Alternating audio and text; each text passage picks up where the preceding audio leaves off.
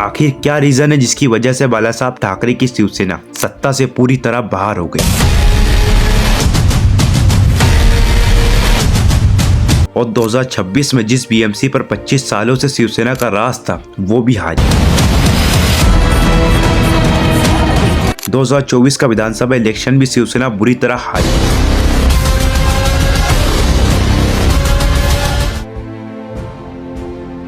दो 2022 महाराष्ट्र में महाविकास आघाड़ी की सरकार चल रही थी और उद्धव ठाकरे सीएम थे। तभी जून 2022 को खबर आती है कि उद्धव ठाकरे की शिवसेना के 40 विधायक गुजरात और बाद में आसाम चले गए।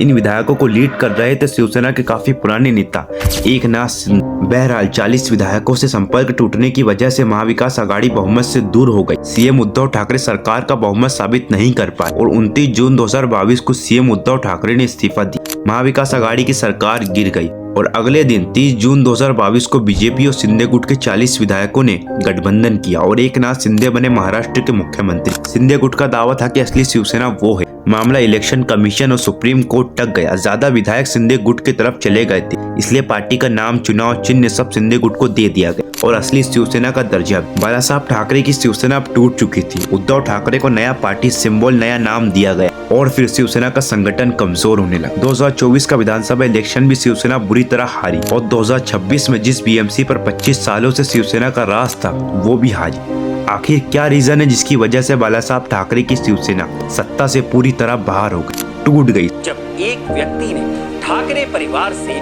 पूरी शिवसेना को ही छीन लिया, संगठन कमजोर हो गया। नगर पंचायत के पार्षद से लेकर लोकसभा सांसद सभी ने उद्धव की जगह एकनाथ शिंदे को तरजीह देनी शुरू कर दी। हर एक इलेक्शन हारने लगी। Let's get you the latest numbers as far as the results are concerned. The BJP-led alliance, the new Mahayuti of sorts, as far as the बरसों से महाराष्ट्र में कमाया हुआ अपना रुतबा भी खो दिया। ये कहानी है एक ऐसी पार्टी की जिसने महाराष्ट्र में 2 से 3 बार सरकार बनाई, जिसे पावर में रहने के लिए सत्ता की जरूरत नहीं पड़ती। वो पार्टी कैसे आज सत्ता और पावर से पूरी तरह बाहर हो गई।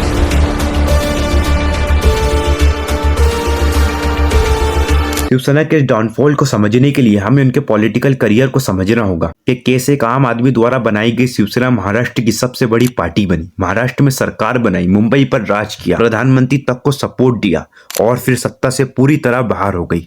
1960 का दशक था, देश आजाद हो चुका था। 1960 से पहले आधा गुजरात, अभी का आधा महाराष्ट्र, थोड़ा कर्नाटका, इन तीनों रीजन को मिलाकर एक स्टेट था बॉम्बे। लेकिन काफी मांग उठने की वजह से महाराष्ट्र स्टेट बनाया गया और इस स्टेट की राजधानी बनाई गई मुंबई। मगर यह स्टेट मराठी स्पीक लोगों के लिए था और यह स्टेट में मराठी बोलने वाले लोग डोमिनेट करते थे। लेकिन राजधानी मुंबई में बड़ी कंपनी हो या बड़ी जॉब, सभी पद पर या तो साउथ इंडियंस या फिर गुजराती समुदाय का दबदबा था। मराठी युवाओं को लगने लगा कि उन्हें अपने स्टेट में अपॉर्चुनिटीज कम मिल रही है। कई कंपनियों, कई प्राइवेट जॉब से मराठी लोगों को निकाला जाने लगा जिनके ऑनर साउथ इंडियंस थे, जिससे मराठी युवाओं के मन में गुस्सा बढ़ने लगा। उस समय महाराष्ट्र की राजधानी मुंबई में मराठी से ज्यादा साउथ इंडियन रूल कर रहे थे। प्राइवेट नौकरी से लेकर हर एक सेक्टर में मराठी युवाओं की हिस्सेदारी कम थी और मराठी लोगों को एक अपने नेता की तलाश थी। मुंबई में एक मराठी लड़का था, बाल केशव ठाकरे, जिसके साथ भी कुछ ऐसा ही हुआ था। वह एक कार्टूनिस्ट था और फ्री प्रेस जर्नल में काम किया करता था और उसे भी उसके साउथ इंडियन बॉस ने नौकरी से निकाला था। और फिर उस लड़के ने 1960 में एक साप्ताहिक पत्रिका शुरू की, मर्मिक। इस पत्रिका में मराठी युवाओं की पीड़ा लिखी थी। क्योंकि उस लड़के के साथ भी कुछ ऐसा ही हुआ था, इसलिए वो इस दर्द को काफी अच्छी तरह से जानता था। वो पत्रिका नौकरियों में भेदभाव को उजागर करने लगी और यहीं से बाल केशव ठाकरे मराठी समाज की आवाज बनने लगा। और आगे जाकर उन्होंने सोचा कि अब लिखने से काम नहीं होगा, अब सड़क पर उतरना होगा। और फिर 19 जून 1966 को एक पॉलिटिकल पार्टी बनाई गई, शिवसेना। उस समय यह एक पार्टी नहीं, एक आंदोलन था। कार्यकर्ताओं को शिव सैनिक कहा गया। मुंबई और आगे जाके महाराष्ट्र में इसकी शाखाएं खोली गई। बाल केशव ठाकरे को सुनने के लिए जगह जगह भीड़ एकत्रित हो जाती। बाल केशव ठाकरे किताबी भाषा नहीं बोलते थे, वह सीधे, तेज और बिना डरे बोलते थे। उन्होंने नारा दिया था, मुंबई मराठी मानुस की है। यही वह वक्त था जब मराठी लोगों ने खुद को मजबूत महसूस की और यहीं से वो लड़का बाल केशव ठाकरे से बालासाहब ठाकरे हो गया। शिवसेना ने मराठी अस्मिता पर जोर दिया और कम्युनिस्टों से टकराव किया। उस समय राजनीति में शिवसेना ने कांग्रेस को इमरजेंसी के समय सपोर्ट किया और मुंबई में तो खुद चुनाव भी नहीं लड़ी, कांग्रेस के उम्मीदवारों के लिए कैंपेन किया। पर इंदिरा गांधी के असैसिनेशन के बाद शिवसेना कांग्रेस से भी विरोध करने लगी। शिवसेना कहती थी कि जो मराठी लोगों के हक में नहीं वो हमारा दुश्मन है। इससे विरोध तो बढ़ा पर समर्थक कई गुना बढ़ गए और शिवसेना प्रमुख बालासाहेब ठाकरे से भाषण देते थे कि एक भाषण में हजारों युवा शिवसैनिक बन जाते। 1980 के एरा में शिवसेना ने अपनी राजनीति बदल दी। अब शिवसेना सिर्फ मराठी लोगों के लिए नहीं, हिंदुत्व की बात भी करने लगी। बाला साहब ने इस बदलते परिदृश्य को भांप लिया था और शिवसेना को हिंदुत्व के बड़े मंच से जोड़ दिया था। उनके भाषणों में अब हिंदू धर्म की रक्षा, कश्मीरी पंडितों की दुर्दशा, मुसलमानों का कथित देश विरोधी गतिविधियों का जिक्र होने लगा था और ये खुलकर उन्होंने कहना शुरू किया। तारीख 28 अक्टूबर। भारत और पाकिस्तान के बीच वनडे मैच होना था, लेकिन जैसे ही शेड्यूल जारी हुआ, मुंबई में बैठे शिवसेना चीफ भड़क गए। उन्होंने खुली धमकी दे डाली, पाकिस्तान क्रिकेट टीम को मुंबई में घुसने नहीं देंगे। वानखेड़े स्टेडियम बहुत दूर की बात है। मैच से एक हफ्ते पहले शिशिर शिंदे के नेतृत्व में शिवसेना के कार्यकर्ता वानखेड़े पहुंच गए। स्टेडियम में चौकस सुरक्षा की व्यवस्था थी। शिंदे और अन्य पार्टी नेताओं ने कंस्ट्रक्शन वर्कर्स वाले कपड़े पहन लिए। सुरक्षा कर्मियों को भरोसा दिला दिया कि वो स्टेडियम में ही काम करने आए हैं। जैसे ही शिव सैनिक पिच तक पहुंचने में कामयाब हुए, उन्होंने कुदाल से पूरी पिच खोद डाली।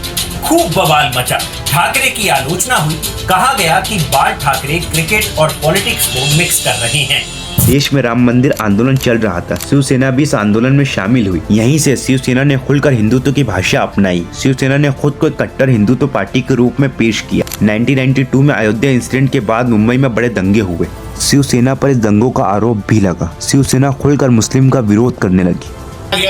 बम धमाकों के बाद 1993 में भयानक दंगे भड़के जिसमें तकरीबन 900 लोग मारे गए। बाल ठाकरे के मुसलमानों पर कई विवादित बयान हैं जो आज भी चर्चा केंद्र में रहते हैं, जैसे मुसलमानों को हरा जहर कहना। 2006 में शिवसेना इसी दौर में शिवसेना और भारतीय जनता पार्टी करीब आए क्योंकि दोनों की विचारधारा एक ही थी। और फिर 1995 में महाराष्ट्र में इलेक्शन हुए। शिवसेना और बीजेपी के गठबंधन को बहुमत मिला। सबको लगा उस समय महाराष्ट्र के सबसे बड़े लीडर बालासाहेब ठाकरे ही है तो वो ही सीएम बनेंगे, पर उन्होंने मनोहर जोशी का नाम आगे बढ़ाया।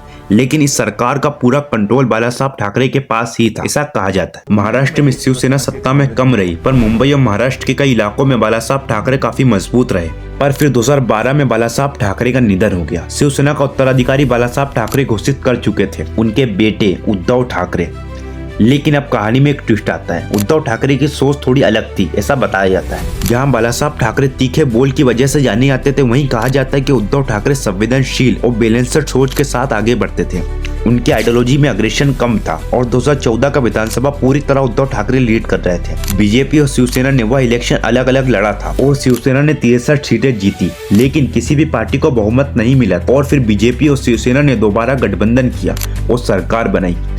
2019 इलेक्शन बीजेपी और शिवसेना ने साथ में लड़ा। बीजेपी ने 105 सीटें जीती और शिवसेना ने 56 सीटें जीती। गठबंधन से सरकार बन रही थी, पर यहाँ बीजेपी और शिवसेना में मतभेद शुरू हो गए।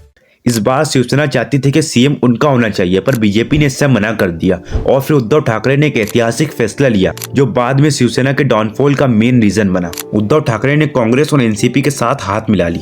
तीनों ही पार्टी की आइडियोलॉजी एक दूसरे से बहुत अलग थी, जिसकी बात मैं आगे करूंगा। खैर, तीनों ही पार्टी ने गठबंधन किया और उद्धव ठाकरे सीएम बन गए। 2019 से 22 तक सरकार चली, फिर गिर गई क्योंकि उद्धव ठाकरे के लगभग 40 विधायकों ने शिवसेना से कनेक्शन तोड़ दिया और एकनाथ शिंदे की लीडरशिप में बीजेपी से अलायंस बना लिया, जिसकी बात मैंने वीडियो के शुरू में भी की। ज्यादा एमएलए शिंदे गुट के साथ चले गए थे, इसलिए पार्टी का सिंबल, नाम, दफ्तर सब शिंदे गुट को दे दिया गया। और फिर उद्धव ठाकरे ने एक नई शिवसेना बनाई और उन्हें नया सिंबल दिया गया। अब आता है 2024 का विधानसभा इलेक्शन। इस इलेक्शन में उद्धव ठाकरे की शिवसेना के 25 एमएलए भी जीत नहीं सके और 2026 में शिवसेना बीएमसी भी हार गई। बीएमसी मतलब बृहन मुंबई म्युनिसिपल कॉर्पोरेशन, जिसका बजट कई राज्यों से भी ज्यादा होता है। पता है शिवसेना बीएमसी पहली बार कब जीती थी?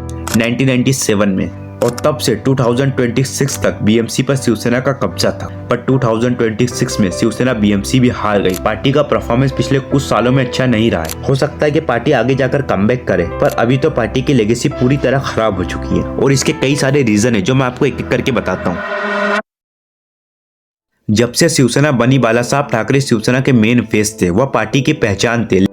लेकिन उनके जाने के बाद उद्धव ठाकरे उनकी लीडरशिप को मैच नहीं कर पाए। उद्धव ठाकरे और बालासाहेब ठाकरे की राजनीति एक दूसरे से बहुत अलग थी और यहीं से इंटरनल डिफरेंस बढ़ने लगा। पार्टी में कई नेता ऐसे थे जो बालासाहेब ठाकरे की अग्रेसन लीडरशिप को पसंद करते थे, पर उद्धव ठाकरे की लीडरशिप को नहीं। और समय के साथ पार्टी की आइडियोलॉजी क्लियर नहीं रही है, कभी सॉफ्ट हिंदुत्व, कभी सेकुलर, कभी अग्रेसिव पॉलिटिक्स। इस कंफ्यूजन ने वोटर्स को समझने में मुश्किल पैदा की और 2014 के बाद बीजेपी महाराष्ट्र में बहुत तेजी से ग्रो हुई। जो पहले शिवसेना का स्पेस था उसे धीरे धीरे बीजेपी ने फील करना शुरू किया। इससे शिवसेना वोटर्स के पास बालासाहेब ठाकरे की आइडियोलॉजी वाली पार्टी का ऑप्शन रहा, जिससे शिवसेना और कमजोर हुई। शिवसेना की ताकत हमेशा से उसका ग्राउंड वर्कर रहा है, लेकिन समय के साथ शिवसेना का शाखा सिस्टम खत्म होने लगा। और मैंने ये बात कई बार कही है कि पार्टी को इलेक्शन टॉप लीडर से ज्यादा संगठन जिताता है, लेकिन शिवसेना का संगठन अंदर ही अंदर कमजोर होने लगा। और 2019 में पार्टी ने एनसीपी और कांग्रेस के साथ अलायंस किया था और सरकार बनाई थी। यह डिसीजन ऑब्वियसली उद्धव ठाकरे का ही होगा, पर यह डिसीजन बालासाहेब ठाकरे की आइडियोलॉजी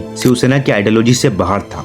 यह डिसीजन स्ट्रैटेजी के हिसाब से सही हो सकता है, लेकिन शिवसेना के ट्रेडिशनल वोटर्स के लिए, पार्टी के कई नेताओं के लिए और पार्टी के कार्यकर्ताओं के लिए एक्सेप्ट करना मुश्किल था। पर अब तक जो शिवसेना में हो रहा था वो अंदर ही अंदर हो रहा था। शिवसेना अंदर ही अंदर कमजोर हो रही थी, पर फिर जो हुआ उसने शिवसेना को बाहर से पूरी तरह कमजोर बना दिया। 2022 में शिवसेना टूट गई। जो नेता उद्धव ठाकरे की आइडियोलॉजी से कनेक्ट नहीं करते थे, उन्होंने उद्धव ठाकरे से कनेक्शन तोड़ दिया। आधी से ज्यादा शिवसेना के विधायक, नेता, कार्यकर्ता एकनाथ शिंदे के साथ चले गए। उसके बाद शिवसेना हर एक इलेक्शन हारने लगी, क्योंकि शिवसेना की स्ट्रेंथ 2 भागों में बढ़ गई थी और वह पूरी तरह कमजोर हो गई। हाँ, तो शिवसेना का डाउनफॉल सिर्फ एक लीडर, सिर्फ एक डिसीजन या सिर्फ एक इलेक्शन की वजह से नहीं हुआ है। ये हुआ है लीडरशिप ट्रांजिशन से, आइडियोलॉजिकल कंफ्यूजन से, स्ट्रॉन्ग कॉम्पिटिटर के उभरने से और इंटरनल यूनिटी के टूटने से।